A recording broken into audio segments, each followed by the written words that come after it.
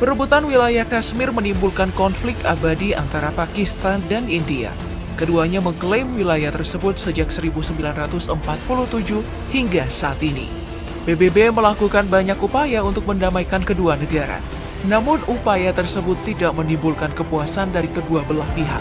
Menanggapi konflik abadi ini, sebagai negara yang berada di posisi 9 negara dengan militer terkuat di dunia dengan anggaran 12,27 miliar US dollar atau setara 184 triliun rupiah, Pakistan terus memperkuat militernya dengan alutsista canggih buatan dalam negeri dan bekerja sama dengan berbagai negara produsen lainnya.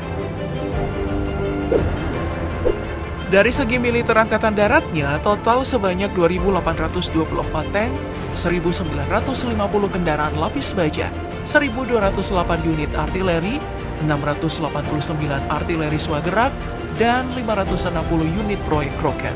Soal tank tempur, Pakistan memilih mengembangkan MBT-2000 atau yang diberi nama Al-Khalid. Tank tempur ini hasil pengembangan antara perusahaan Heavy Industries Taxila yang berbasis di Pakistan dan Norinco asal China. Sebanyak 600 kendaraan yang telah diproduksi dan hanya ada 4 negara yang memiliki MBT Al-Khalid, diantaranya adalah Pakistan, Maroko, Bangladesh, dan Myanmar. Dalam hal persenjataan, Al-Khalid dipersenjatai dengan meriam smoothbore 125 mm, senapan mesin koaksial 7,65 mm, dan juga senapan mesin pertahanan udara eksternal 12,7 mm. Sementara untuk meriam utamanya, tank ini mampu menembakkan 6-8 peluru per menit yang dapat menghancurkan tank hanya dengan satu tembakan. Ini belum termasuk performa daya jelajah MBT Al-Khalid yang mampu mencapai 450 km dengan waktu tempuh 72 km per jam. Jika dibandingkan dengan tank tempur Marder yang digunakan Indonesia, MBT Al-Khalid kalah tipis dalam hal daya jelajah sejauh 520 km yang dimiliki Marder. Selain Al-Khalid, Pakistan juga sukses memodernisasi MBT Type 59 buatan Cina menjadi Al-Zarar. Beberapa upgrade yang dilakukan mulai dari persenjataan, sistem kontrol tembak, sistem pemadam kebakaran, mesin, dan perlindungan balistik. Persenjataan utamanya adalah meriam smoothbore 125 mm yang juga digunakan pada Al-Khalid dengan laras panjang berlapis krom. Meriam ini mampu menembus lapisan armor RHA setebal 550 mm pada jarak 2 km. Perlindungan lapis baja dari Al-Zarar juga sudah ditingkatkan dengan lapis baja komposit. Lapisan tambahan berupa eksplosif reaktif armor dan lapis baja anti ranjau yang bisa ditingkatkan sesuai kebutuhan. Sementara sebagai pertahanan terhadap serangan udara, Angkatan Darat Pakistan sukses dengan uji coba rudal balistiknya Shaneen 3. Rudal ini diklaim yang paling kuat di Pakistan dengan jangkauan 2.750 km. Ini berarti rudal Shaneen dapat menarget Komando Timur Laut dan Pulau India.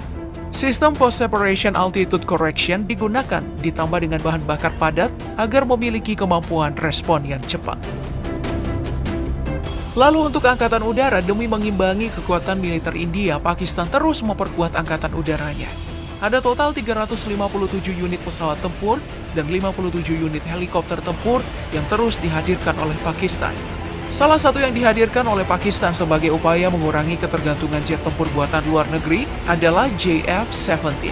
China adalah negara yang lagi-lagi digandeng untuk mengembangkan pesawat tempur ini. JF-17 menjelma menjadi jet tempur yang memiliki radar, sensor, dan persenjataan yang beragam.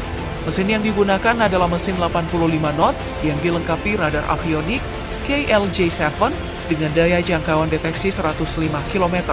Ditambah persenjataan menggunakan dual operating system dengan kecepatan super.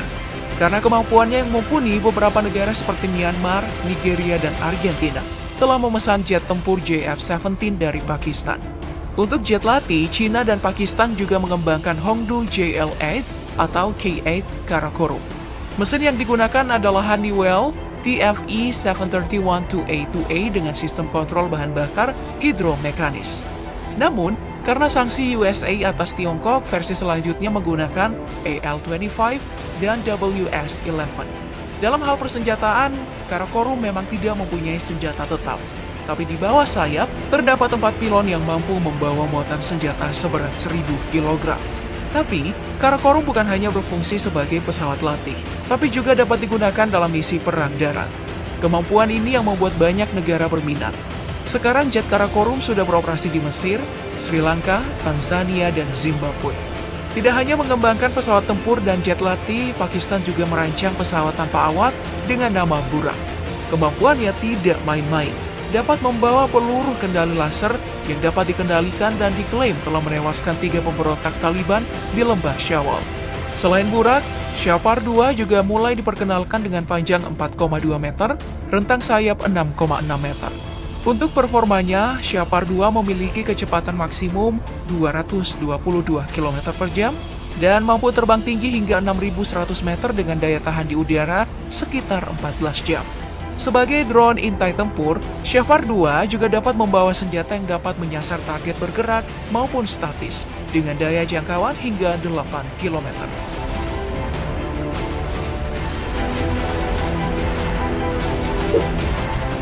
Tidak hanya tangguh di darat dan udara, Pakistan juga sangat disegani dalam hal rancang bangun alat tempur lautnya. Salah satu yang terkenal adalah kapal selam S-139 Hamzah. Kapal ini dirancang dan dibangun oleh KSEW Ltd yang merupakan perusahaan militer dan satu-satunya di Pakistan. Bukti ketangguhannya adalah saat melakukan latihan taktis Sea Part 2022 oleh Komando Angkatan Laut Pakistan. Hanya dengan 1 kali tembak dengan torpedonya, S-139 sukses menghancurkan 1 kapal perang. Dalam menghancurkan kapal perang S-139 menggunakan torpedo model DM-2A4. S-139 Hamzah adalah versi paling canggih dari desain Agosta 90B, sekaligus lebih maju daripada 2 kapal saudaranya, Khalid dan Saad. Kapal selam ini juga adalah pertama yang dilengkapi dengan sistem MESMA, sebuah sistem yang memungkinkan kapal selam non-nuklir beroperasi tanpa akses ke oksigen atmosfer. Fungsinya adalah mengurangi kebisingan yang dapat dideteksi seperti pada kapal selam nuklir. Untuk itu, kapal selam yang menggunakan sistem MESMA pada S-139 lebih tersembunyi dan hampir tidak bersuara. Selain itu, KSEW Ltd bersama Hudong Zonghua Shipbuilding yang merupakan anak perusahaan dari China State Shipbuilding Corporation bekerja sama membangun kapal perang peluru kendali multimisi yang diberi nama Zulfikar F-22P. Tugasnya adalah menyediakan pertahanan udara, ekstraksi, dan patroli zona eksklusif ekonomi. F-22P ini adalah versi peningkatan dari tipe 053H3. Kapal tempur ini dilengkapi dengan rudal, torpedo, Cannon 76 mm, sensor sistem perang elektronik, dan sistem komando kontrol. Kapal ini memiliki berat 3.000 ton yang memungkinkannya membawa 1 helikopter anti kapal selam Z-9EC. Untuk pertahanan udara, Pakistan mengandalkan Tughril Type 054AP. Kapal ini kabarnya mampu melakukan serangan rudal, pertahanan udara jarak menengah, serta operasi pencarian dan penyelamatan. Tughril juga dapat beroperasi di perairan dangkal untuk misi perang anti permukaan.